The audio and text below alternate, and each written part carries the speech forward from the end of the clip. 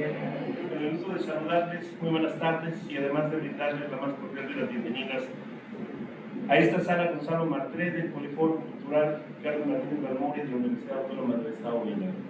Es un placer tenerles en esta su casa y deseamos que su estancia sea tan gratificante como para nosotros el contar con ustedes, y deseamos que su experiencia también esté a la altura de las expectativas de nuestra invitada de honor esta tarde. Si me lo permiten, la presentaré a continuación. Abogada titular de un despacho jurídico y consultora independiente en materia de derechos humanos y derecho electoral, fundadora de la Asociación Civil Profesionistas en Constante Capacitación y miembro del Consorcio Metropolitano de Asesores, coautora de 2 proyectos de investigación en materia electoral, catedrática a nivel universitario. Ha ejercido como funcionaria pública en diferentes cargos, tanto a nivel federal como local. Estudió la licenciatura en Derecho en la Universidad Autónoma del Estado de Hidalgo. Continuó su formación en la Escuela Libre de Derecho, donde cursó el posgrado en Derecho Público. Además, es maestra en Derecho Procesal Constitucional por la Universidad Panamericana y su tercer posgrado en la maestría en Derecho Electoral impartida por la Escuela Judicial del Tribunal Electoral del Poder Judicial de la Federación, además de contar con 3 diplomados y más de 20 cursos de actualización en materia electoral y en derechos humanos con validez curricular. Estará conversando y compartiendo con ustedes, a la vez que disertará sobre el tema oratoria jurídica. Damos la más cordial de las bienvenidas, dicho con todo el respeto que nos merece, a su casa, a la maestra Yoselín Martínez Ramírez. Bienvenida. Con el aplauso de todos ustedes, por favor.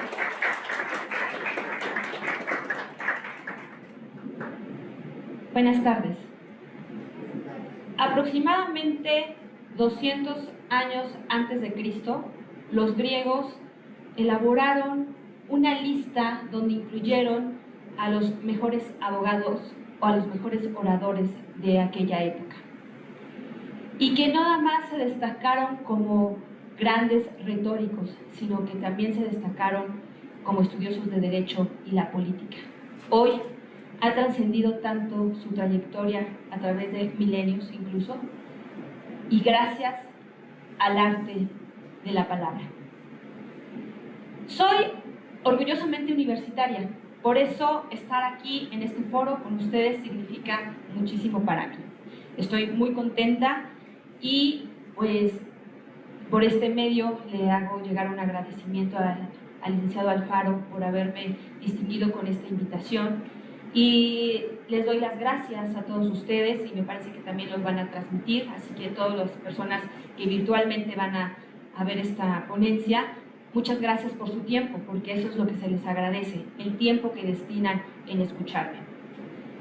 Pensando justamente en conocimientos o información que les fuera a ser útil para su crecimiento profesional, es que esta tarde pensé en compartir con ustedes las cualidades adicionales con las que tienen que allegarse para ser unos buenos juristas, y sobre todo hacer uso de una buena argumentación jurídica. Esta es lo que yo les voy a compartir, y para que no tengamos o no perdamos más tiempo, pues vamos a iniciar. ¿Les parece? Antes de iniciar, quisiera preguntarles, ¿quiénes de ustedes están estudiando para abogados o quiénes son abogados? Porque yo los veo muy jóvenes. ¿Todos estudiantes? Me parece perfecto. Y vamos a tener una plática muy amena, y estoy segura que lo que le voy a compartir les va a servir muchísimo. A mí me hubiera gustado que mis maestros, que en estos primeros semestres compartieran estas experiencias. Pero bueno, estamos aquí y vamos a iniciar. Nada más para poner el contexto histórico en el que estamos, en el contexto real de México, les quiero compartir un dato de la Encuesta Nacional de Empleo y de Ocupación 2021. Cita que hay 442,000 millones de cédulas profesionales de licenciaturas en Derecho. También cita esta encuesta que de cada 100, el 36% no se ocupa como abogado. Dicho esto, podemos ver que pues la competencia en el mercado laboral es una cuestión salvaje. Si hiciéramos un ejercicio en este momento donde todos somos abogados, todos tendríamos seguramente un título colgado en alguna pared, pero poco menos del 50% de los aquí presentes tendrían que dedicarse a otra cosa. Suena cruel, ¿verdad? Pero los números y la estadística no mienten. Los políticos te podrán mentir, pero los números no mienten. Dicho esto, quisiera decirles que entonces tenemos que tener o contar con herramientas, con cualidades adicionales a los conocimientos teóricos. Y una de esas cualidades, una de esas herramientas que tú puedes practicar es justamente la comunicación, tu capacidad de comunicarte a través del lenguaje. Siguiente. Me perdí un poco de las diapositivas, pero te la voy a indicar. Bueno, entonces esta capacidad de comunicación del lenguaje va en un doble aspecto. Y este doble aspecto es que nos comunicamos de manera verbal como abogados y de manera escrita. ¿Y qué nos dice este personaje que estamos en la pantalla? ¿Alguien puede leer o lo leo yo? Por eso me traje esta. La principal herramienta del trabajo del abogado es el lenguaje hablado y escrito, y por ello debe dominar la ciencia de la expresión en forma muy importante. Rogelio Martínez Vera, doctor en Derecho. Así es. ¿Por qué? Porque nosotros anteriormente, nuestro derecho, nuestro sistema jurídico se enfocaba principalmente al modo escrito. Pero ahora estamos atendiendo a la oralidad en los nuevos juicios, como en el penal, como en el mercantil, como en el agrario, en el laboral. Y esto hace necesario que nos expresemos de manera verbal. Y los abogados, en ese sentido, nuestra intervención es más visible. ¿Por qué es más visible? Porque no es tan fácil, es decir, no te puedes esconder en lo impersonal de un escrito. Muchas veces el escrito ni siquiera lo firman los abogados, lo firma el cliente. Ahora te están grabando en una audiencia pública y que si tú haces argumentos inverosímiles, te los van a grabar. Y con un poco de mala suerte, tú con tu parte contraria lo vas a subir a YouTube y hasta un meme te van a hacer. ¿Por qué? Porque ya se va a quedar grabado. Los abogados tenemos esa responsabilidad. Y esa responsabilidad es de manera constante y en cualquier ámbito de nuestra vida.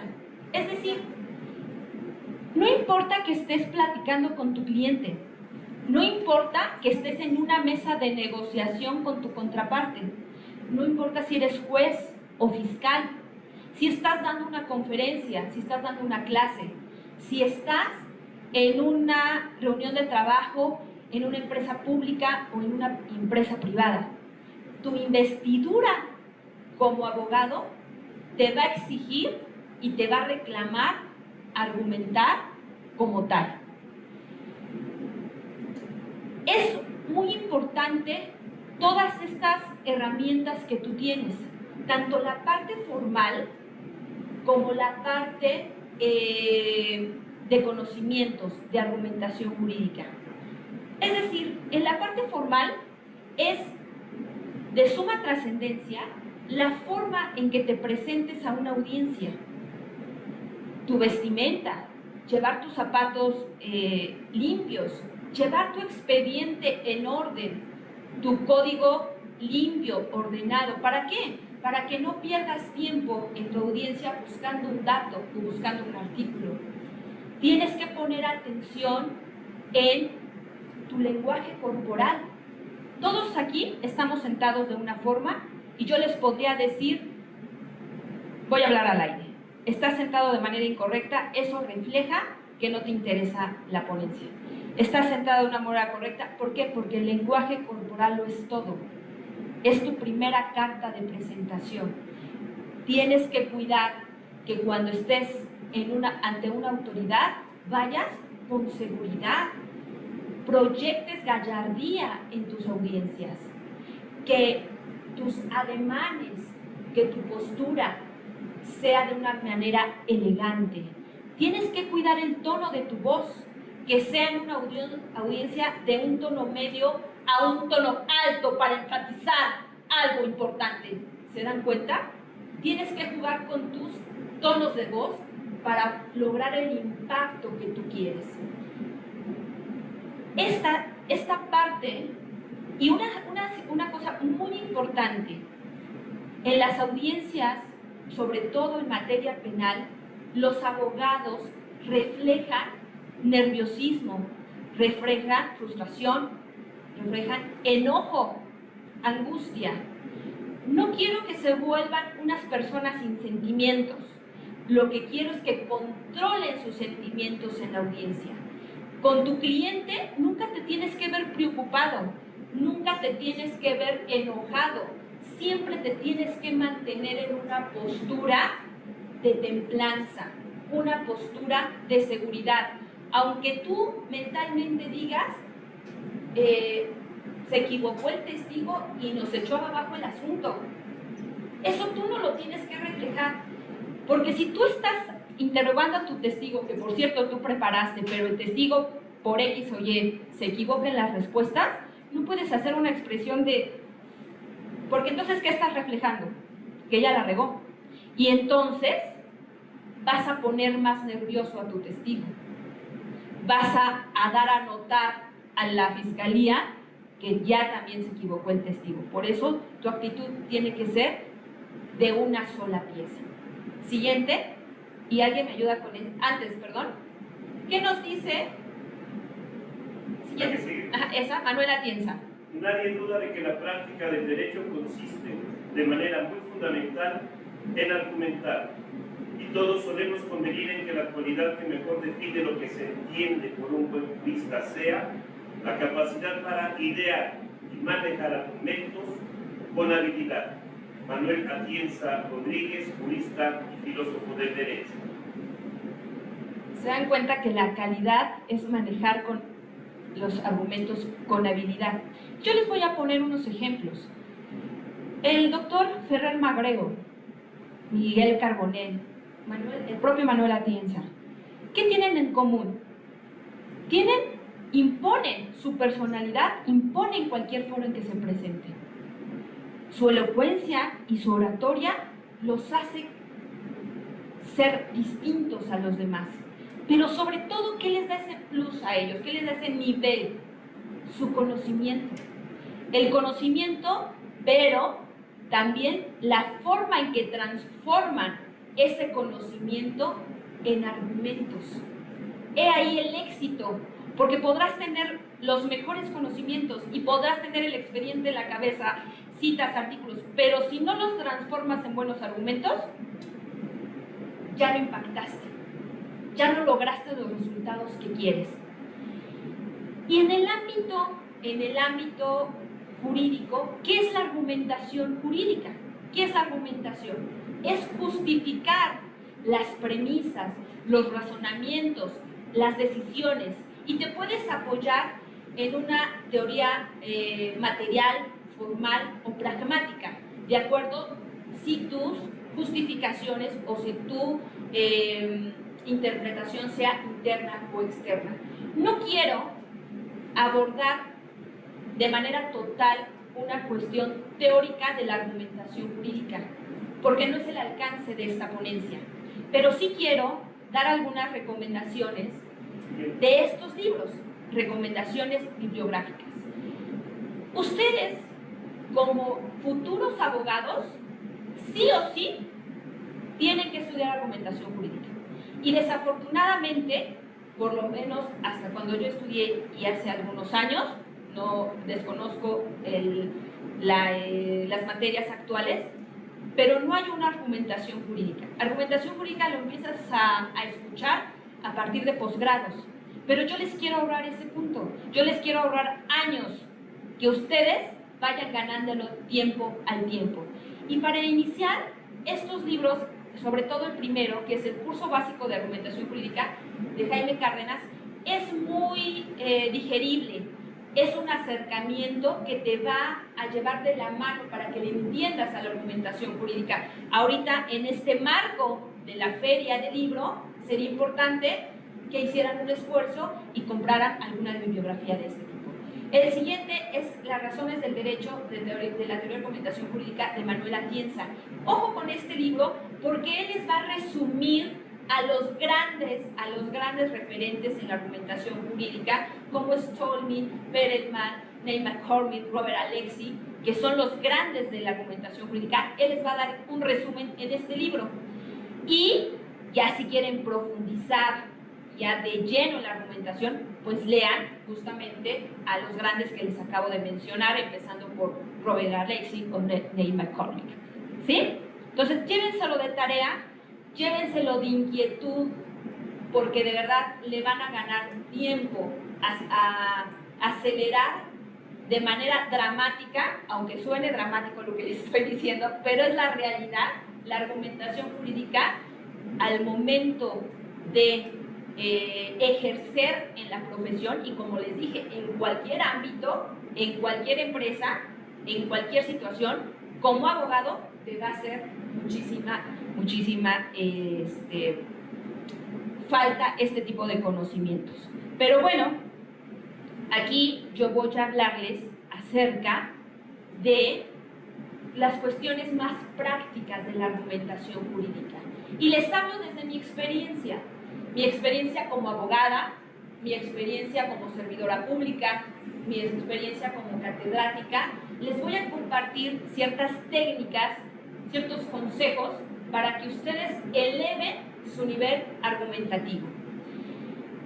Y voy a hablar de estas siete técnicas. La primera es perfeccionar la forma de escribir y de hablar. Y se los digo de antemano, aquí no hay fórmulas mágicas. ¿Cómo puedo empezar a escribir y a redactar mejor? Porque el abogado somos eso, somos lo que escribimos y somos lo que hablamos. ¿Cómo lo vamos a escalar a otro nivel? Lectura. El hábito de la lectura debe ser una constante en su vida. ¿Por qué? Porque la lectura les va a dar vocabulario, les va a mejorar la gramática, la redacción, les va a aumentar su conocimiento, les va a aumentar su creatividad, su razonamiento crítico, les va a mejorar hasta la ortografía. Y no estoy diciendo solamente lean cuestiones jurídicas, no. Incursionen en la política, en la literatura, en el arte, en el tema que les apasione. Esa lectura les va a servir, sí o sí les va a servir. Ahora bien, a la hora de escribir y también a la hora de hablar, hay algo que les quiero poner una señal con focos rojos. ¿Cuál es esa señal? Sean breves. Estamos en un medio jurídico que arrastra, ya es por usos y costumbres, porque ni siquiera es con un uso de razón,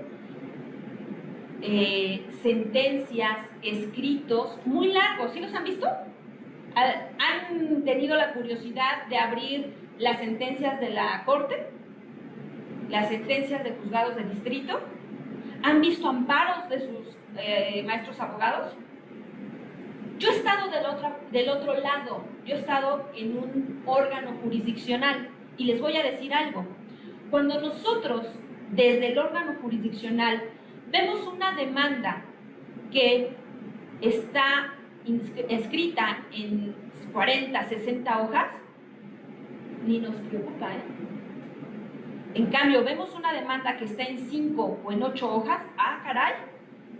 ¿Por qué? Porque se los firmo. La que está en 40, 60 hojas trae un exceso de transcripciones, trae un exceso de cortar y pegar jurisprudencias, trae un exceso de citar normas. ¿Y por qué hacen eso los abogados? Y se los voy a decir claramente. ¿Habrá sus excepciones? Sí. Porque quieren justificar la deficiencia de sus argumentos, la deficiencia de sus agravios, la deficiencia de sus conceptos de violación. Lo quieren justificar con paja. Esa es la realidad de las cosas. En cambio, si vemos una demanda sencilla, clara, donde el silogismo te lleva de la premisa mayor normativa, de la premisa menor de la hipótesis fáctica a una conclusión, de verdad que ponemos mucho más atención en ello. Porque también se los digo desde un tribunal, cuando tú tienes todos los tribunales, todos tienen una carga excesiva de trabajo. Y lo que le llega al magistrado, al juez o al secretario es el resumen de lo que tú dijiste. Y si el auxiliar redacta mal, hace una síntesis errónea, ¿qué le pasa al juez? Lo que quiso decir el abogado es esto, pero lo dijo mal. Y en cambio, en una sentencia, en una demanda corta, pues prácticamente pasan todos tus agravios. Entonces, sean breves. No porque si lo puedes decir en un párrafo, no te alargues a 3, 4, queriéndolo adornar, queriéndote escuchar interesante. No, lo interesante es lo concreto, ¿sale? Porque si no empiezas a ser ambiguo, empiezas a cantinflar, empiezas a no ser claro, a que en la tercera hoja se aburra ya el que te está leyendo o el que te está escuchando en una audiencia. Tienes que ser concreto, porque tenemos esas dos vías de comunicación. Entonces, en este primer punto es lectura y sé breve, mis recomendaciones. Segundo punto, conoce el expediente. ¿A qué me refiero con conocer el expediente? Lo estoy diciendo en manera amplia, en lato sensu, en sentido amplio. Tu expediente es tu cliente, que lo escuches con atención. Son tus testigos, que los interrogues a detalle. Son tus documentales públicas, privadas. Es platicar con tu perito, el que vas a ofrecer, platica con él, dile de qué va, empápate del tema. No digas, yo no soy perito en la materia, que lo haga mi perito. No, tú como abogado tienes que saber de qué va tu pericial, porque en la junta de peritos o cuando estén interrogando a tu perito, tienes que saber de qué va el peritaje. Tienes que conocer las fuentes, tu información también de manera dogmática. Es decir, nunca peques de decir, ese tema ya lo conozco. Este tema es de divorcio, me sé la ley familiar con los ojos cerrados. No, cada asunto es diferente. En cada asunto tienes que leer la normatividad aplicable, aunque te la sepas de memoria. En cada asunto tienes que buscar jurisprudencia aplicable al caso. Tienes que ver precedentes. Tienes que ver qué han dicho otros tribunales, inclusive en otras latitudes, como lo vamos a ver más adelante. A eso me refiero en conocer tu expediente, ¿sale? Tener toda esta información, toda esta fuente de información. Entonces, cuando tengas todas esas fuentes de información, pero al hilo, entonces puedes sentarte y puedes empezar a escribir tu demanda, tu amparo, tu contestación. ¿Por qué? Porque te va a ahorrar mucho tiempo. Pero aparte de que te va a ahorrar mucho tiempo en estar regresándote a buscar qué dijo este testigo y en qué fecha, haz una línea cronológica de tiempo. Eso es fundamental cuando quieres empezar a proyectar tus argumentos en cualquier escrito o en cualquier audiencia verbal. ¿Por qué me refiero a esto? Hay asuntos muy sencillos, pero la mayoría son asuntos o casos difíciles que necesitas trazar una línea del tiempo y hacerla como de investigador. 2020 firmaron el contrato, pero ¿qué pasó después? Antes de 2020, antes de 2020 hubo pagos, antes de este contrato, pagos, diciembre de 2019 pagos, 2020 firmaron contrato, 2020 empezó el incumplimiento. Haz una línea del tiempo y pon los personajes que intervinieron en cada uno de esos actos para que te sientes con toda confianza, con todas las herramientas y con una visión clara hacia dónde va tu asunto. Y entonces van a fluir los argumentos. ¿Por qué? Porque no vas a estar entretenido en otras cosas. ¿Estamos? Entonces, conoce tu expediente. Estudia precedentes. ¿A qué me refiero con que estudies precedentes? Todos los casos, ¿qué son los precedentes? En primera, ¿qué son los precedentes? Justamente son decisiones emitidas por tribunales normalmente de mayor jerarquía respecto de asuntos que son iguales o semejantes. Ajá. Es decir, que ya dijeron más o menos cómo se resuelve tal o cual asunto. Esos son los precedentes. En Estados Unidos, la formación del estudiante se basa justamente en casos, en el estudio de los casos. Pero ¿qué pasa en México? En México, nuestra formación está más destinada, tiene su objetivo en estudiar la normatividad de la doctrina, ¿verdad que sí? ¿Está mal? No, no está mal, porque han venido a esta conferencia. Ahora, ustedes van a complementar la formación que están recibiendo en la universidad, lo van a complementar con estudios del caso, con precedentes, con sentencias. Un consejo: métanse a trabajar a un despacho. Vayan y busquen trabajo en la agencia del Ministerio Público, en un juzgado. Involúcrense desde el primer semestre. ¿Qué semestre estamos aquí? ¿Tercero casi todos? Ya se tardaron. ¿Quién está trabajando? Nadie. ¡Qué vergüenza! Vamos a dar un aplauso al compañero que está trabajando. De verdad que sí. Ya se tardaron. Se van a llevar de tarea esta tarde, punto número 1, salir a comprar un libro de argumentación jurídica. ¿Sale?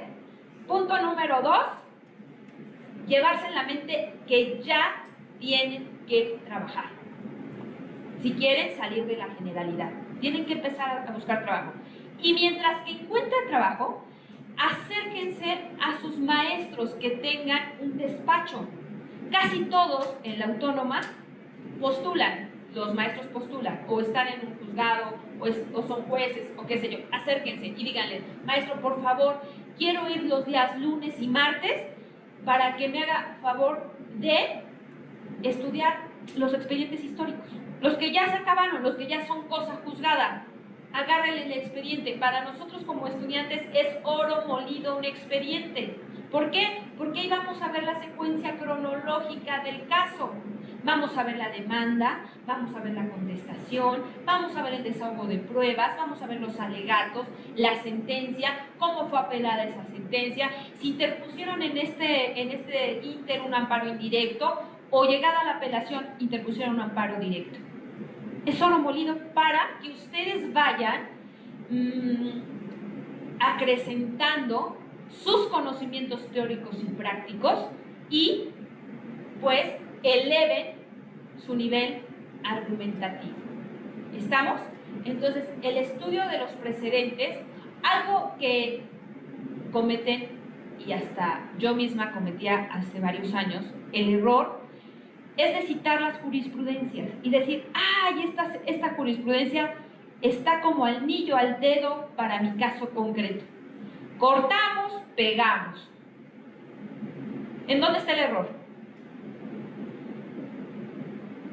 El error está en que no leemos los precedentes o las sentencias que dieron origen a ese criterio de jurisprudencia. Ese criterio de jurisprudencia se sostiene en 3 o en 5 sentencias, de acuerdo al caso. En materia electoral son 3. Se sostienen esas sentencias y dice qué sentencias, y las sentencias ya son públicas. Métete a la página del Poder Judicial y checa, revisa, analiza, estudia esas sentencias que tú estás cortando y pegando esa jurisprudencia. ¿Y qué crees? Te va a ahorrar muchísima tarea. ¿Por qué? Porque en esas sentencias está el resumen de todo el juicio. Está lo que demandó el actor y lo que contestó el demandado. Y están sus argumentos, están sus agravios.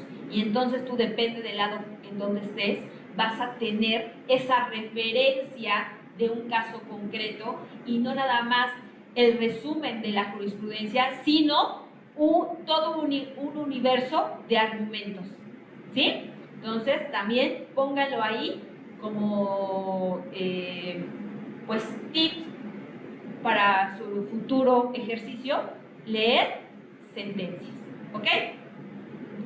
Ahora, algo muy importante de los precedentes es que tenemos que tener claro que los precedentes no son, ¿cómo le podría decir?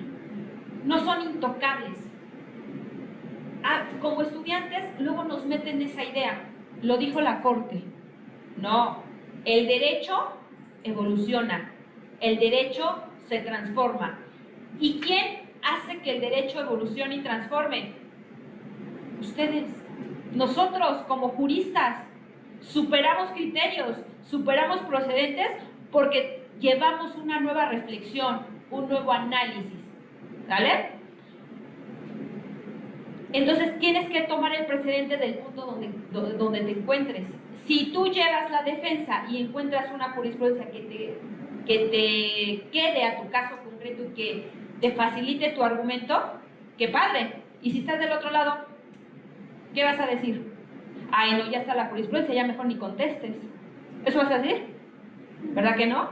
Aunque exista una jurisprudencia, tú tienes que ver de dónde tienes que contestar. Y ahí entra que estudies las sentencias que dieron origen a ese precedente, porque hubo gente que estuvo del otro lado. Entonces, para que superes o perfecciones los argumentos que en aquel momento los abogados no plantearon. ¿Sale? Bueno, la siguiente, estudia el derecho comparado. En el derecho comparado, les quiero decir que es algo muy bonito. ¿Por qué? ¿Qué es el derecho comparado? En primera, es el análisis de los sistemas jurídicos de otros países. Ahorita ya no estamos hablando de México, ya pasamos la frontera. Que estudies los precedentes, más bien, que estudies los sistemas jurídicos de otros países a modo de que tú puedas mejorar o perfeccionar o analizar en qué condiciones está tu sistema jurídico o el sistema jurídico de determinado país.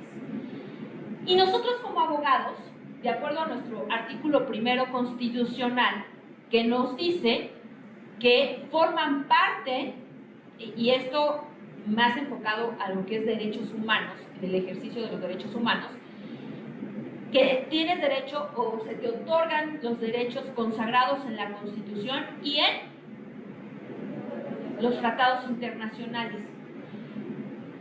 Entonces, en el tema de derechos humanos es obligado, ya no es opcional, ya es obligado, que veas qué están resolviendo en otras latitudes.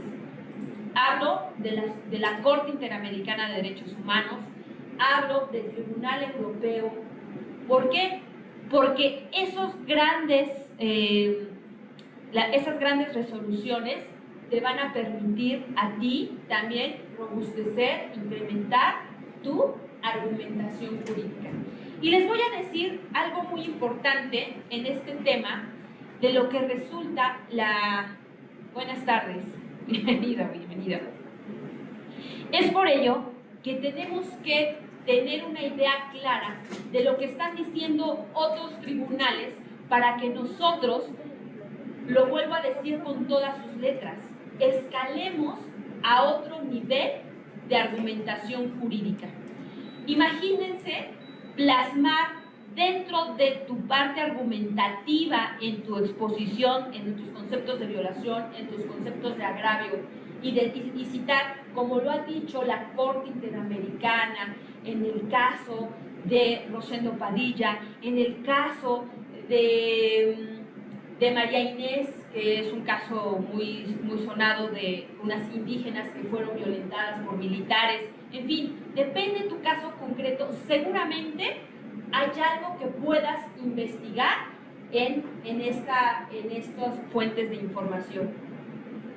Otro punto importante es que nosotros tenemos que identificar las falacias. ¿Qué son las falacias? Aristóteles decía que es un argumento que parece que suena bueno, que suena correcto, pero que no lo es. ¿Por qué? Porque normalmente esos argumentos no tienen un sustento, no tienen una validez. Eso es una falacia.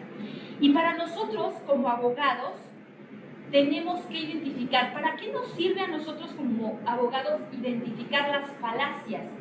Esos argumentos que suenan buenos, pero que no lo son, como decía Aristóteles. ¿Para qué? En dos vertientes.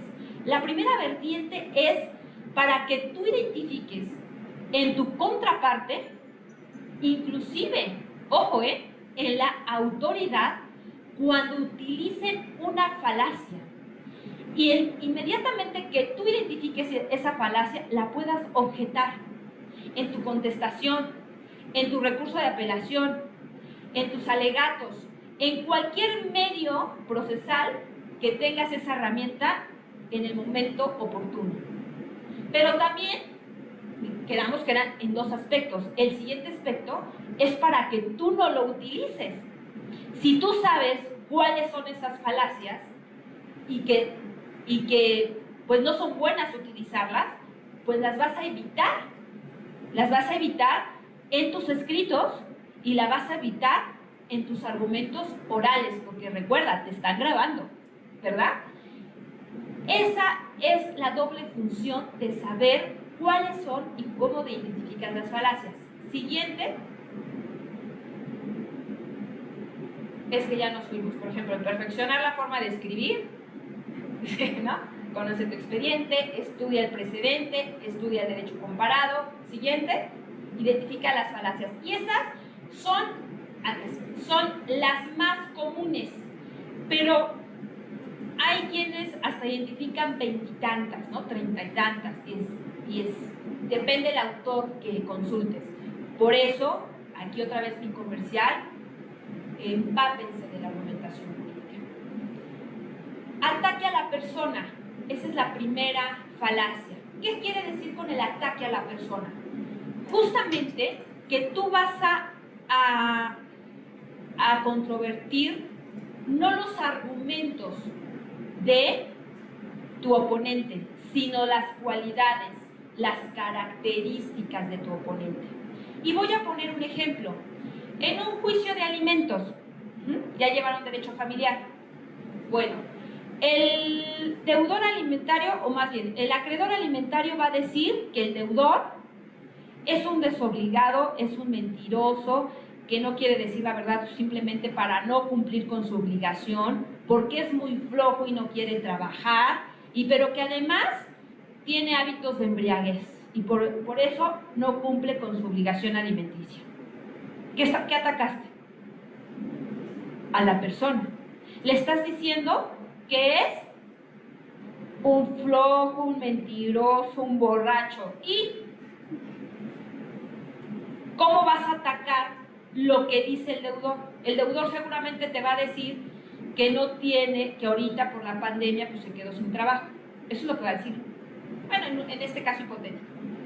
Y tú con estos argumentos, lejos de ayudarle a tu cliente, le estás ayudando a la contraparte, porque le estás dando herramientas al juez, porque le estás diciendo, sí, efectivamente es un flojo y desobligado y pues no tiene dinero.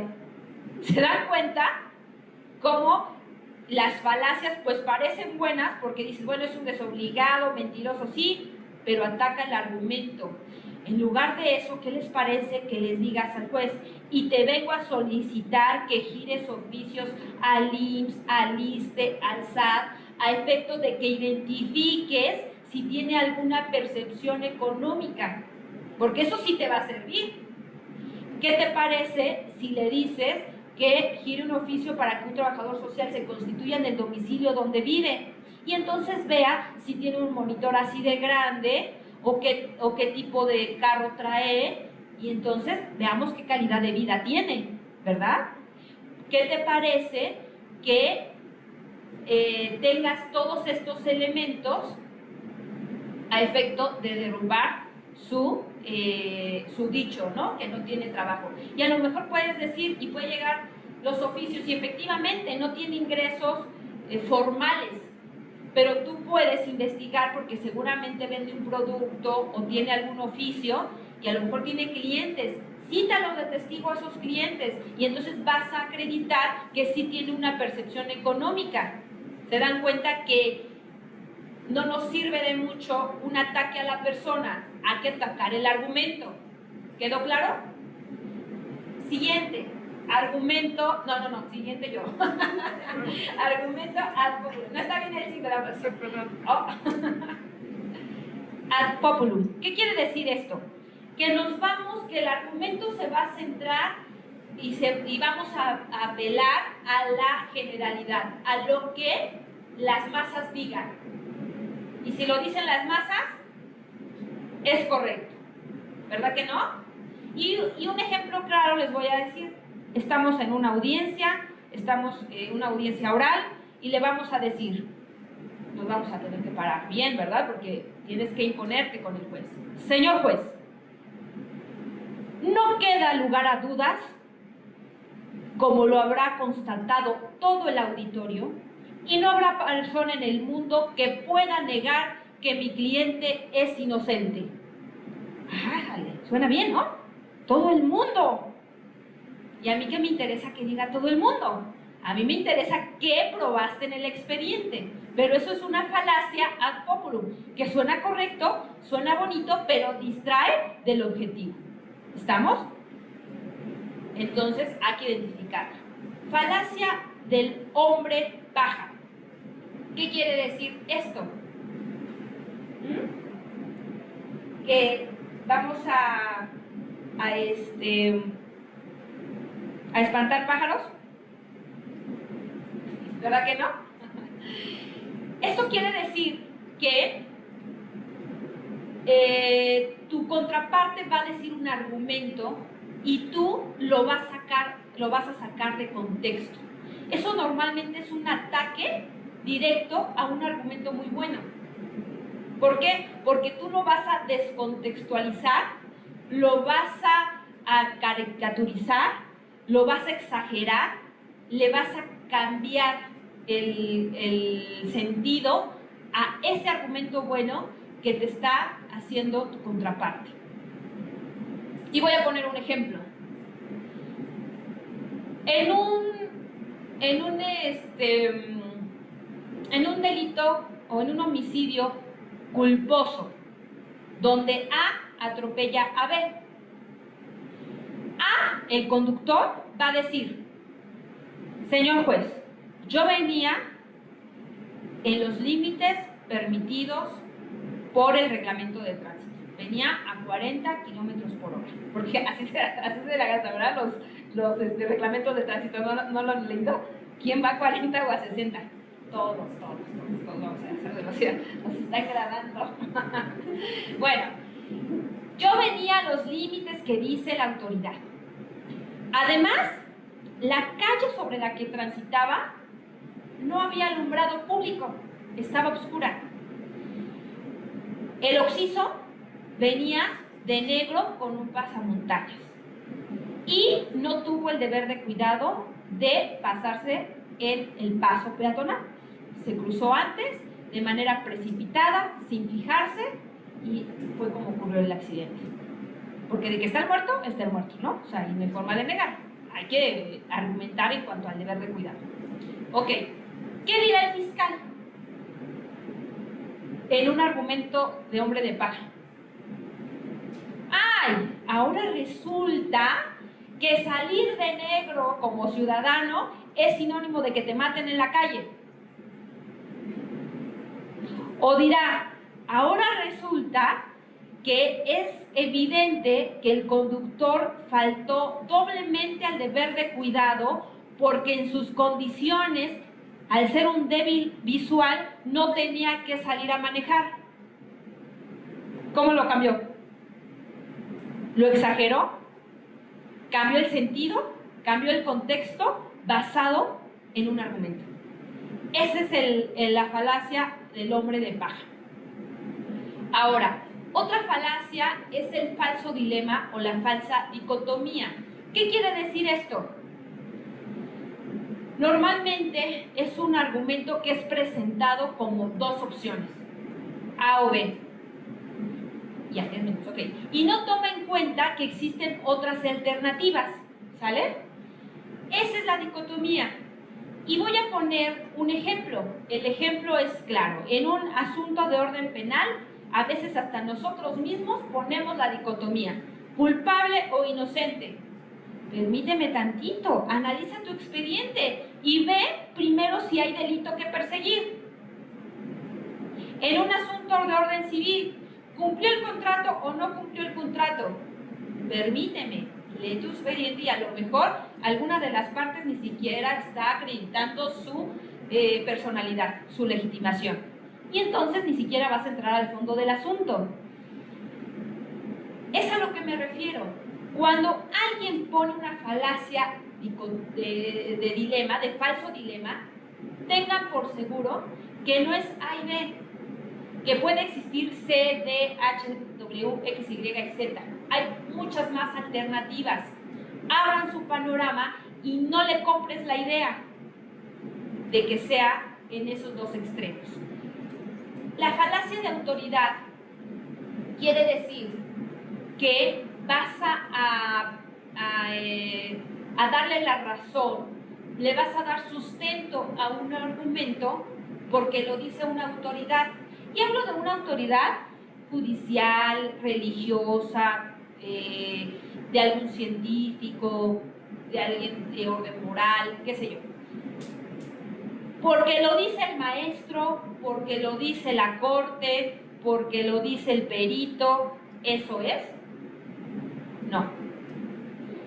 ¿Las autoridades tienen cierto prestigio? Sí. ¿No cometen errores? ¿Son falibles? ¿Verdad que sí? Sí, o sea, nos fallan, las autoridades normalmente nos fallan. No debemos de utilizar argumentos de autoridad. Y es muy fácil que nosotros como abogados caigamos en esa falacia de autoridad. ¿Por qué? Porque vamos a decir, ya lo dijo la corte. Si tu caso está conforme al criterio jurídico, bueno, podría ser, pero tienes que buscar otros elementos para robustecer tu asunto, porque si estás del otro caso, ya quedamos que no lo es todo. En un asunto más práctico, la importancia que se le da a los peritos, muchas veces en los peritajes se gana o se pierde el asunto, en los peritajes. Y podría ser o parecer un argumento bueno, claro, porque está basado en cuestiones científicas. Un peritaje está basado en la ciencia. Pero ojo, estamos en México y hay corrupción y hay incompetencia.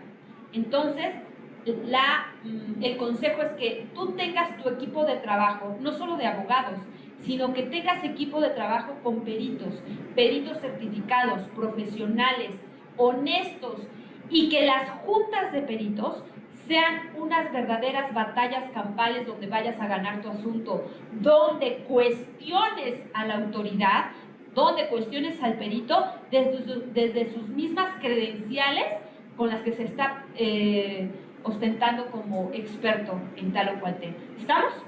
Bueno, por último, que sería el número siguiente, identifica los tipos de argumentos. Cada autor identifica distintos tipos de argumentos, por eso, insisto, sí o sí tienen que seguir leyendo de argumentación jurídica para que sepan estos tipos de argumentos. Siguiente.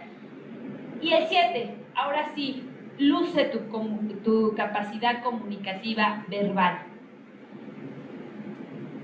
He dicho que la parte del conocimiento, la parte de la formalidad, la parte de estructurar es muy importante.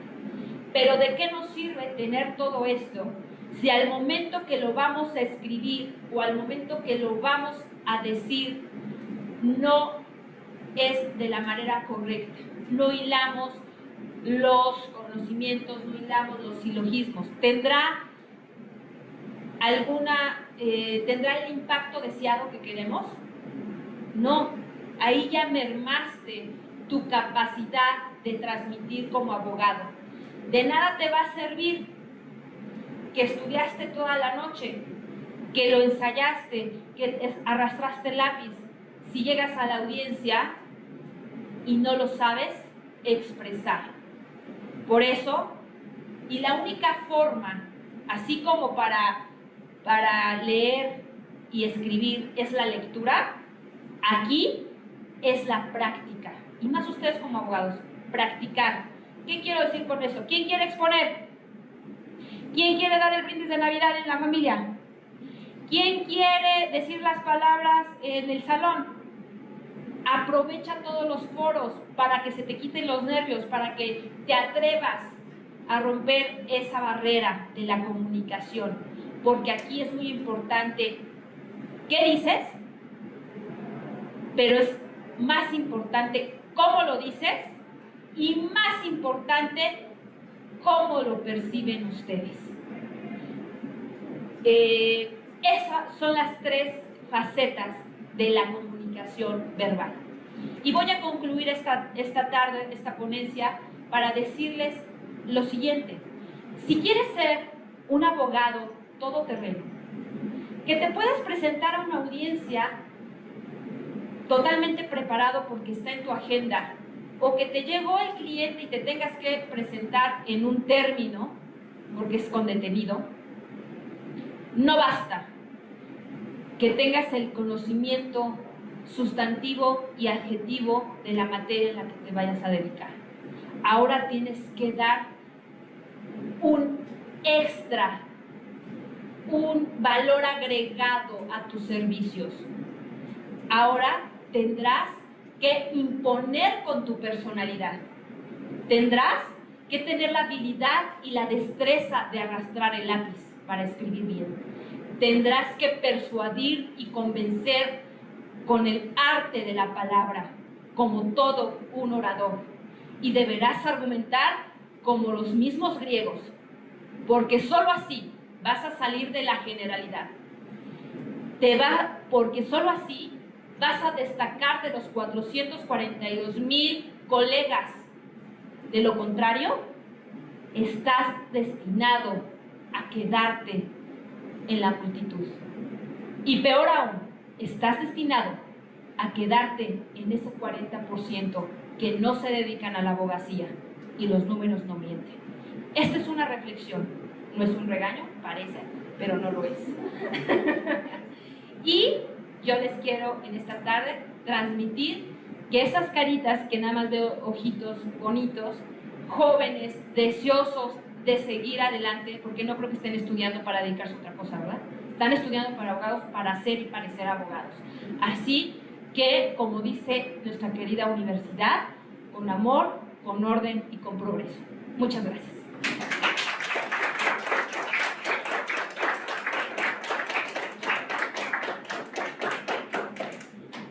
Fuerte el aplauso, por favor, nuevamente para la maestra Jocelyn Martínez Ramírez, a quien le agradecemos profundamente la gentil atención de su presencia y sobre todo la generosidad con la que ha compartido sus conocimientos y lo entiendo así su experiencia.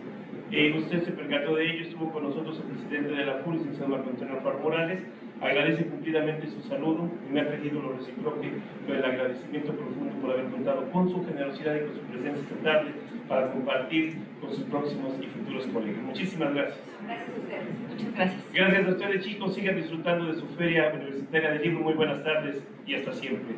En el muro podrán ustedes apreciar la impresión de un código QR que gentilmente la maestra ha obsequiado para aquellas personas que quieran abundar sobre el conocimiento de lo que aquí ella ha tratado.